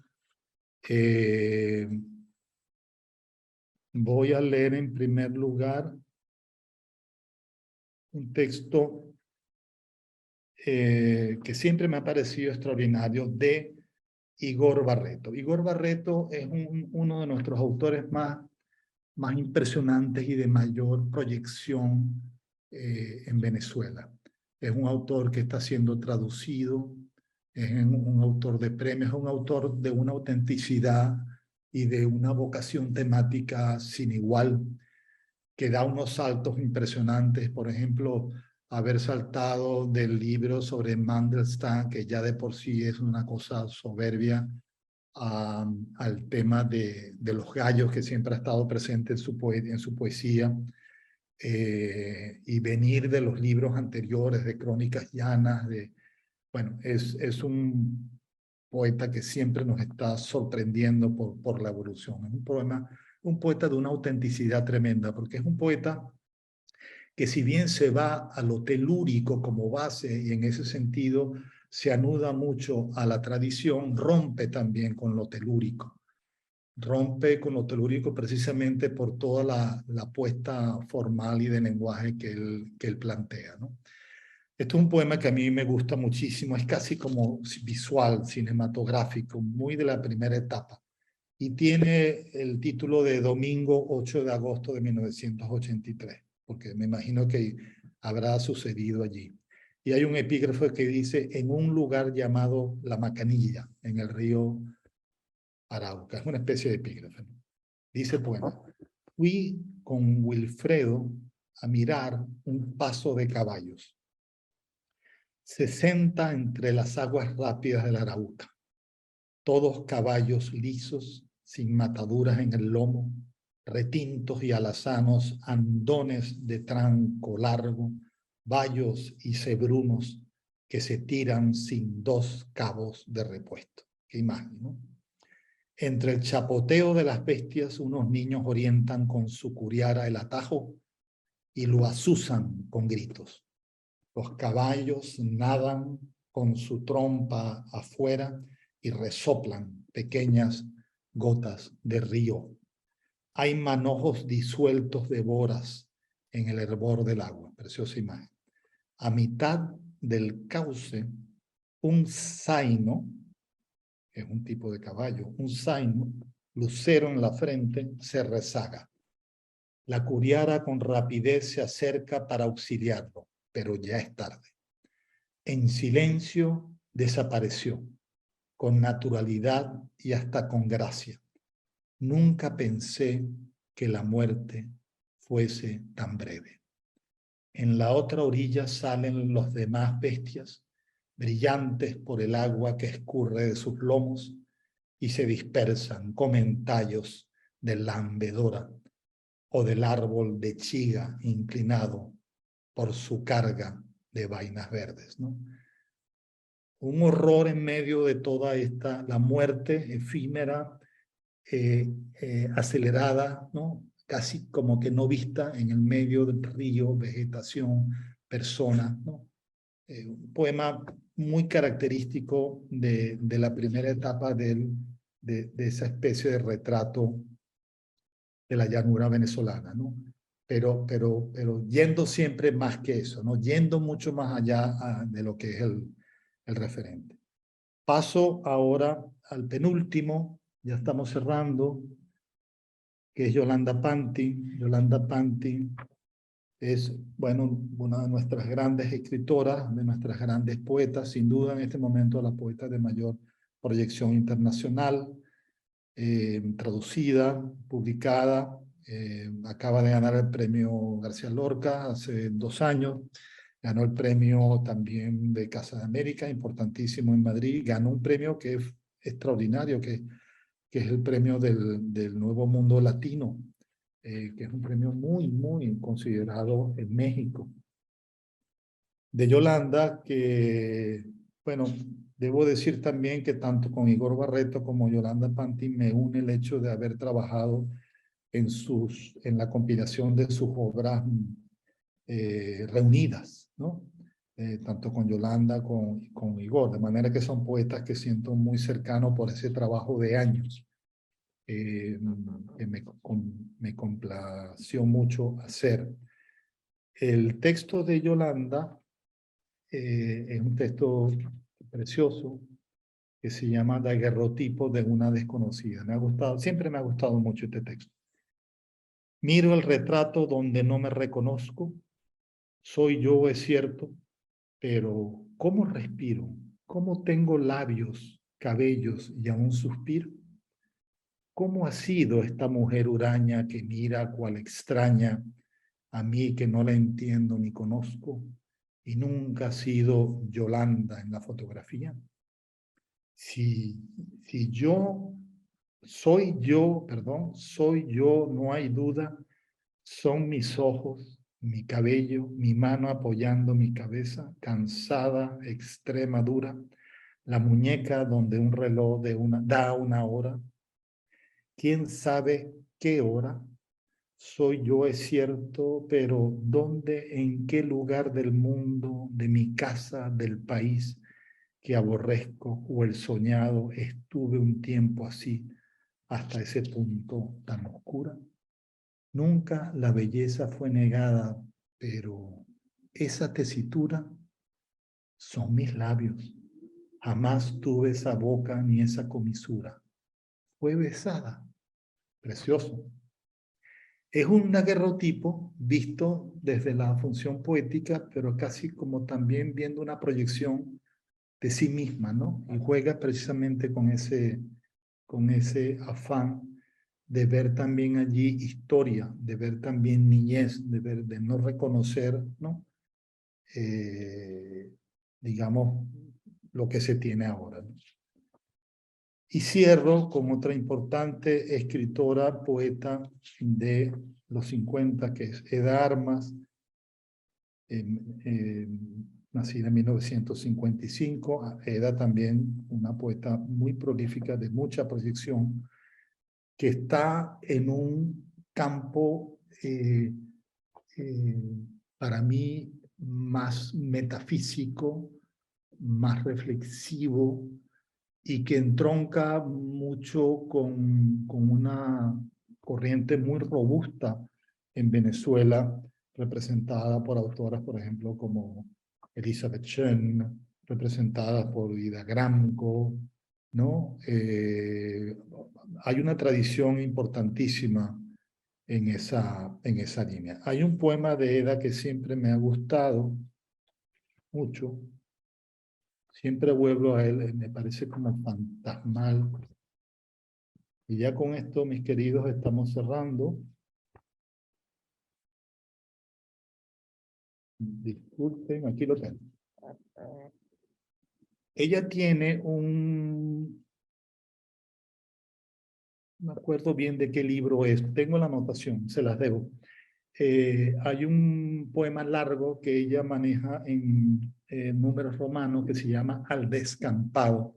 Y voy a escoger el número 18, el fragmento o la estrofa número 18 en números romanos de Al Descampado. Aquí también este texto me parece como muy visual, ¿no?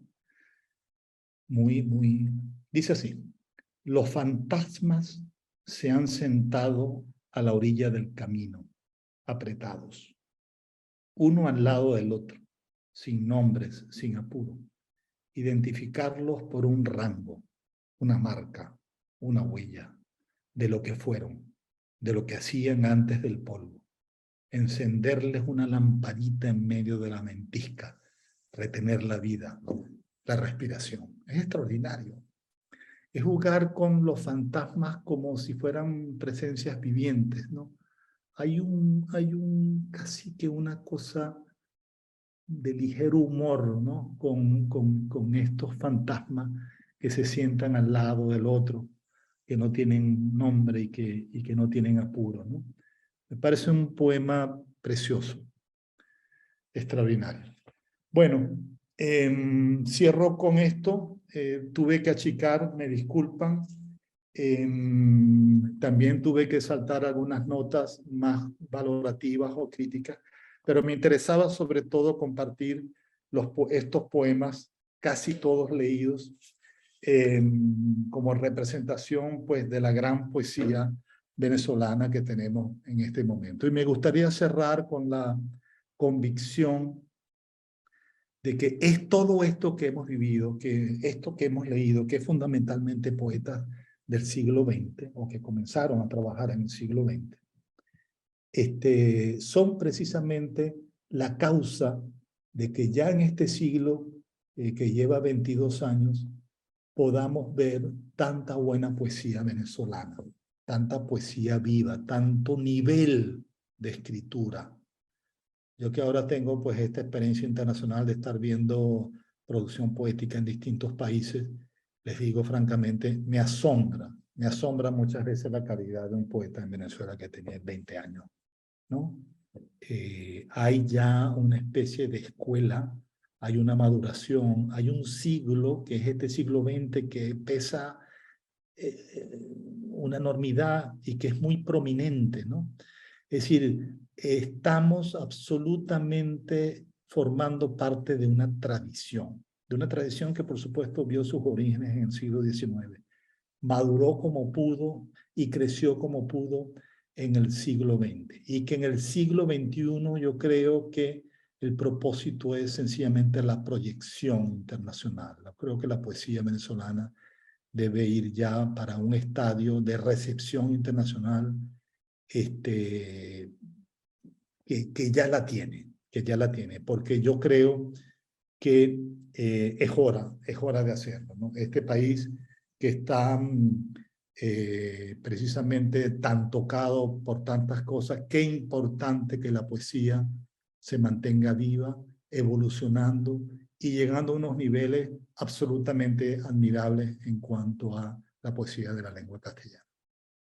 Bueno, aquí me detengo. Un abrazo y muchas gracias. Bueno, Antonio, qué maravilla de recorrido por la poesía venezolana del siglo XX.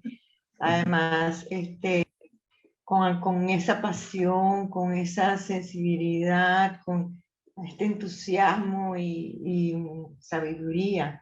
O sea, hace de eso, de tu recorrido y tus comentarios, nos involucra de una manera que nos conmueve, nos emociona, nos entusiasma. Y como dice Víctor Gueda en uno de los comentarios que hizo en el chat, que tus comentarios son iluminadores, tu recorrido es iluminador.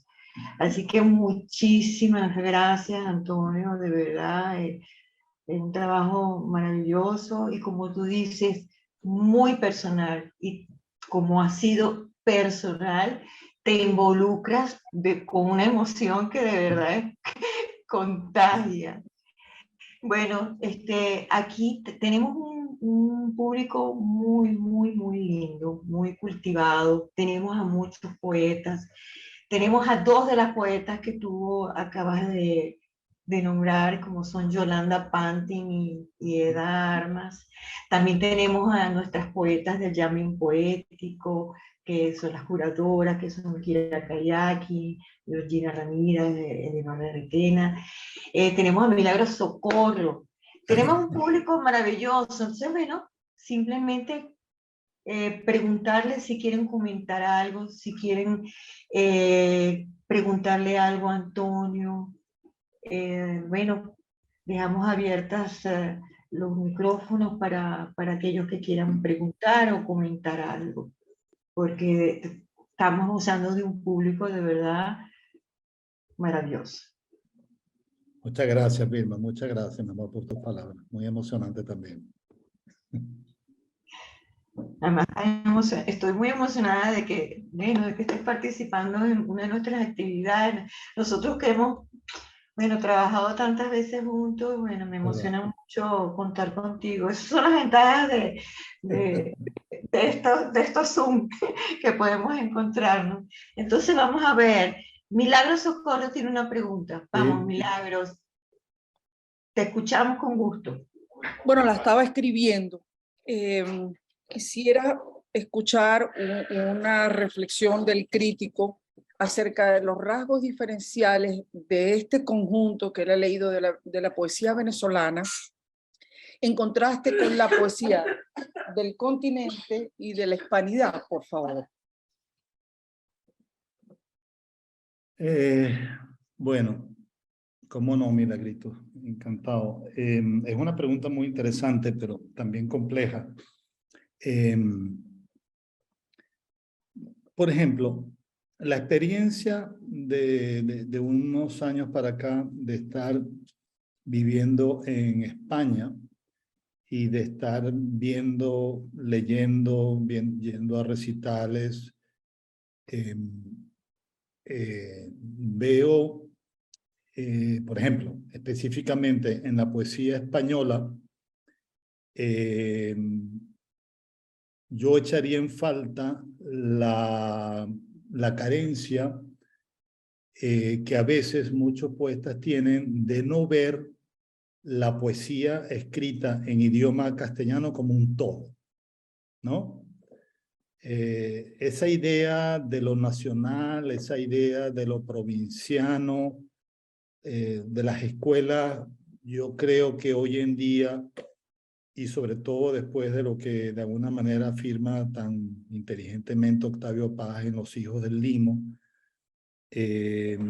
sobre cómo se han ido alimentando las corrientes poéticas y en general literarias desde ambas orillas del Atlántico, hace pensar que, por ejemplo, la nuestra, por decir algo, la poesía venezolana, yo siento que es una poesía que está leyendo la poesía universal.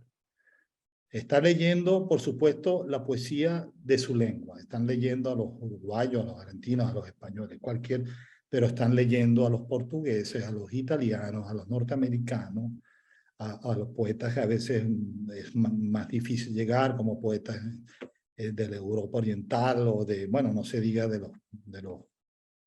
Japón, de China, etcétera, etcétera. Es decir, el lector, el poeta venezolano es un gran lector de poesía universal. Por supuesto que tenemos enormes obstáculos en este momento, por ejemplo, sobre todo editoriales, pero tenemos por lo menos la herramienta de Internet para encontrar información y, por supuesto, leer poetas distintos. Entonces, yo pensaría que esa avidez natural que se ve en el poeta joven venezolano, no la veo para nada en muchos poetas que frecuento, por ejemplo, aquí en Canarias o incluso en España. Me asombran muchas veces las lagunas, por no decir lagos, que tienen sobre determinadas tendencias y determinadas tradiciones, ¿no? Entonces, yo creo que esto es un mundo completamente comunicado, y si nos vamos al campo específicamente del mundo occidental, eso todavía es como más obvio. Eso por el lado de la literatura o de la poesía española, donde veo también diferencias entre poetas, como podría ser Olvido García Valdés por un lado, o de Jordi Doce, que son poetas que claramente están en la tradición, pero están también en la tradición universal. Ellos marcan un patrón como muy distinto al que veo como en otros poetas también de España, ¿no? Eso por un lado. Por el lado de la conexión con América Latina, yo creo que también está viva. A veces pensaría que en décadas anteriores, por ejemplo, yo recuerdo mucho la década del 90, cuando tuve la fortuna de estar junto con Yolanda Pantin y con Blanca Estreponi en la última etapa haciendo el proyecto Pequeña Venecia, que publicamos 100 títulos en 10 años, exactamente del 90. Y cuando repasamos, por ejemplo, ese catálogo, vamos a ver, por supuesto, poesía venezolana, por supuesto, poesía hispanoamericana, pero vamos a ver traducciones del inglés, del francés, del italiano, del portugués. En fin, fue un proyecto completamente abierto. Y cuando vemos a los autores hispanoamericanos que publicaron en Pequeña Venecia, los argentinos, los mexicanos, los colombianos, etcétera, cuando vemos y repasamos ese catálogo y vemos que muchos de esos poetas hoy en día, 30 años después, son fundamentales, son autores ya en los 60, por decir algo, con obra ya redonda, compacta, y entonces eso nos hace ver que la hora poética que teníamos en los años 90, yo creo que era una hora muy abierta a todo lo que ocurría en América Latina. Teníamos un nivel de comunicación impresionante. No me atrevería a decir que en este momento sea igual. Quizás pueda tener algunos problemas por los problemas precisamente de comunicación que existen, correos que no funcionan, etc. Pero yo creo que la avidez sí se mantiene. La avidez y la curiosidad del poeta joven venezolano de ver otras tradiciones y de ver otros poetas, siento que está muy viva.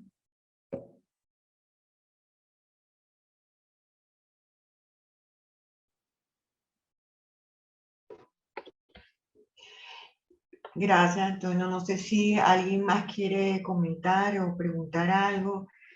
El chat está lleno de conmovedoras expresiones de agradecimiento hacia ti, Antonio. Todos están con comentarios muy hermosos. Kira Cariaquín dice que te sale dar seminario de varias semanas. Sí, es verdad, dejé aquí muchos apuntes. Dejé muchos apuntes. El tiempo me comió, sí. Sí, bueno, Graciela Llanes dice, me sumo a la petición de Eda Armas, que dice, queremos una parte 2, o sea, todos están como con ganas de más, es que es verdad, me imagino que el trabajo de resumir ese recorrido es difícil, ¿no? La selección. Es muy difícil y he dejado por fuera escritores muy importantes. Y nuevamente me he dejado llevar un poco, repito, por la convivencia, pues por la convivencia textual que tengo con muchos poetas, ¿no? Y fue para mí también un goce estar al lado de poemas que he leído muchas veces, repito. Me faltó gente muy importante, la gente por ejemplo, la generación de poetas venezolanos de los 60 es extraordinaria, es muy sólida. La de los 70 también, hasta ahí más o menos llego, porque ya los 80, bueno, sí, son muchachos que ya están en los 20, 30, pero bueno, sigo, por ejemplo, toda la actividad de la Poeteca, que está llena de juventud, y me impresiona mucho, repito, la calidad de las cosas que se hacen. Acabo de leer algunas cosas de este último concurso de poeta que lleva el título de Rafael Cadena, ¿no? El de Poesía Joven, que creo que se dio y leí algo de la ganadora, no recuerdo si es un ganador o una ganadora. Básicamente me sorprende la calidad, de los versos, la calidad del lenguaje que encuentro, ¿no? Eso me hace pensar que la poesía venezolana goza de muy buena salud. Y yo creo que no nos damos cuenta, pero esto no lo digo tampoco para que nos quedemos metidos en las sábanas, no, hay que estar siempre yendo hacia adelante.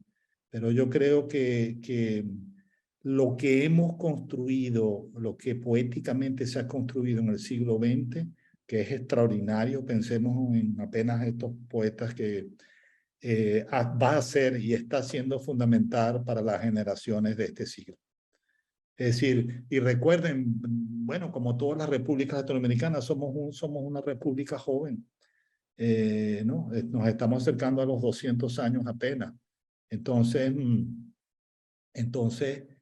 bueno, ya entrando en este tercer siglo, si contamos el 19 como el primero, estamos, yo creo que hablando de un crecimiento poético en Venezuela muy importante. Yo creo que va a estar a la cabeza de lo mejor que se haga en Hispanoamérica. Estoy convencido de eso. Qué bueno. Bueno, vamos a tener que planificar una segunda parte de verdad, Antonio. De acuerdo. Bueno, fue una de verdad maravillosa apertura de esta celebración, celebrando la literatura, ¿no? La literatura, el Ateneo siempre ha estado con los escritores, con los poetas de toda la vida. Y entonces, Es verdad. sí, entonces este es un homenaje a los escritores, a la literatura. Yolanda Pantin da las gracias, te da las gracias a ti, Antonio, bueno, y al Ateneo. Estoy muy contenta de que estés aquí presente, Yolanda. Y bueno, nada, no sé si alguien quiere decir algo más o quiere comentar algo, preguntar.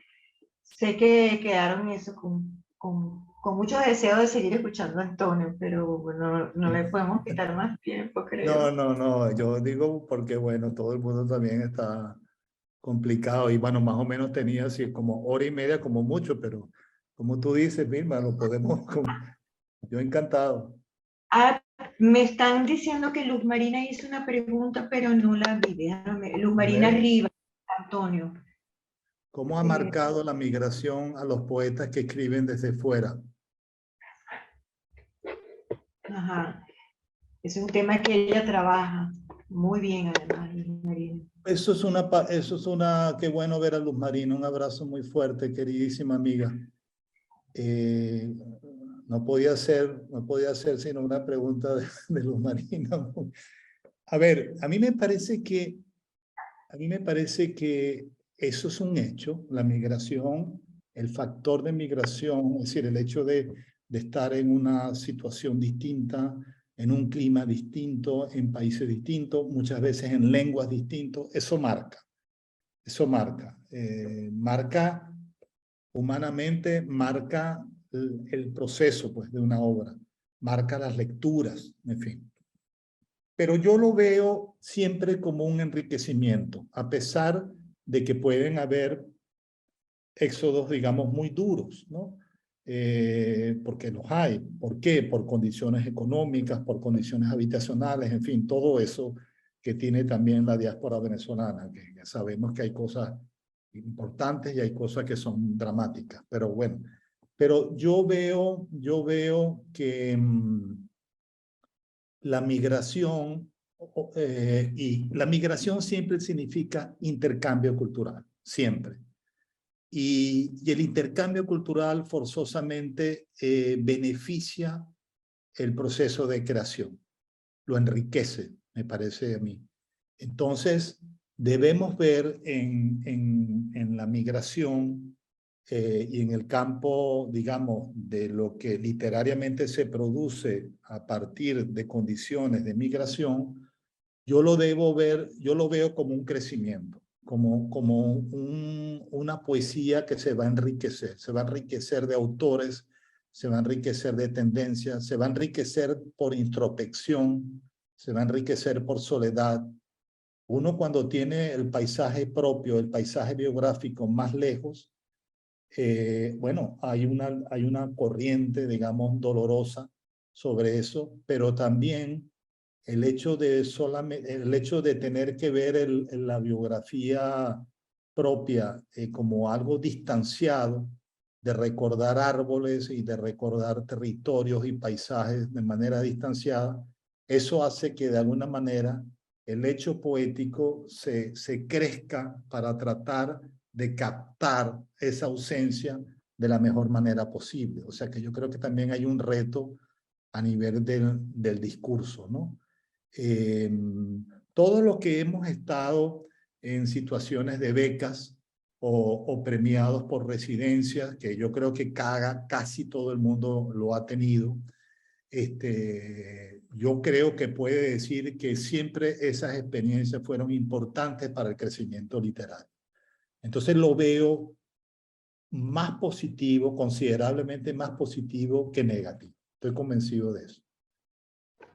Y aquí me está preguntando Graciela Yáñez que qué poema quería leer de Julio Miranda. Y se lo puedo decir ya. Insomnio. El poema Insomnio, que está en la página 702 de Rasgos Comunes. Es un poema precioso que a mí siempre me ha gustado de Julio Miranda.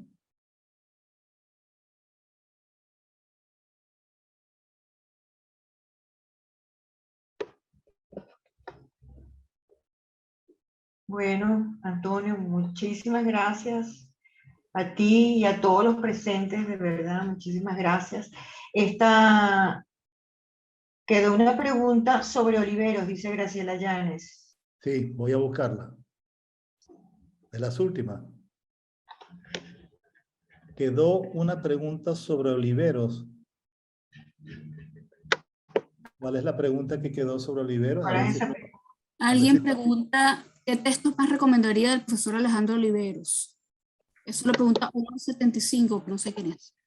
Qué difícil, qué difícil. Yo creo haber leído en Nirgua un poema fundamental que se emparenta a muchos de los que hicieron lo que hemos considerado el grupo de Valencia, ¿no? Montejo, Oliveros, Perezó, Tortolero. Fíjense que este poema que leí de Oliveros, que es Nirgua, a mí me recuerda mucho, creo que un poema de Eugenio que se llama Güigüe, que también hay una especie de reconstrucción familiar. Yo creo que para esa promoción de poetas, la recuperación biográfica, sobre todo una recuperación que tuvo que ver con gente que migró a Venezuela, como es el caso de Eugenio, que tuvo ascendientes canarios, y en el caso de Oliveros no lo tengo tan claro, pero también creo que hay ascendencia que viene, digamos, de otras culturas.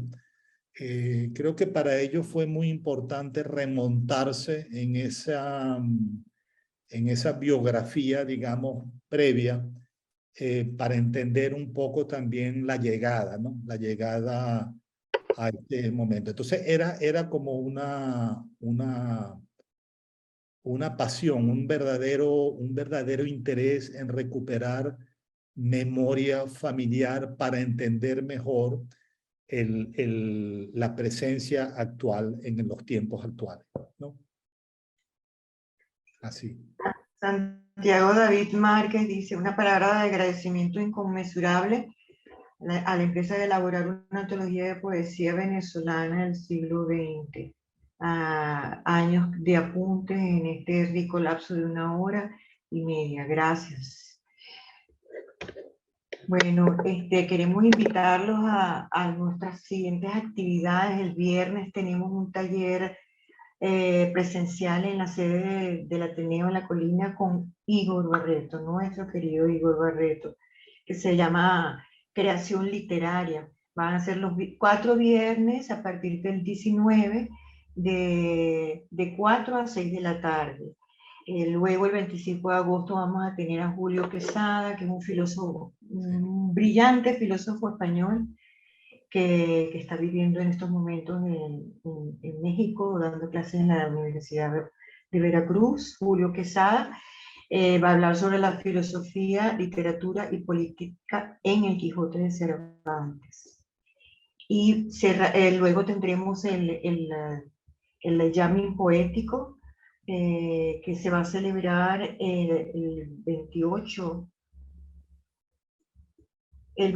de agosto, donde tenemos como invitados a Alfredo Chacón, Claudia Noguera Penso, José Pulido, Cecilia Ortiz y María Teresa Urliari.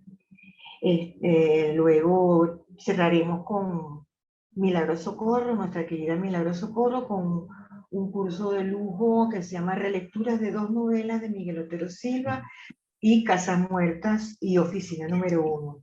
Eso va a ser los lunes desde el 29 de agosto hasta el 19 de septiembre. De 2 a 4 de la tarde. Bueno, pueden consultar nuestra programación en nuestras redes sociales.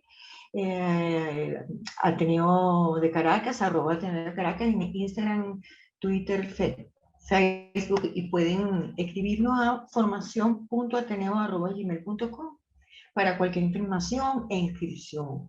Todas las actividades son gratuitas, gracias a Banesco. Así es que nos encanta además que sean así, entrada libre, como deberían ser todas las actividades culturales y la educación. Así que bueno, gracias Antonio una vez más y bienvenidos todos, y bueno, espero que nos acompañen a toda nuestra programación y que nos acompañen a celebrar la literatura. Muchas gracias. Un abrazo muy fuerte, mi amor. Muchas gracias. Igual, un beso inmenso. Eso.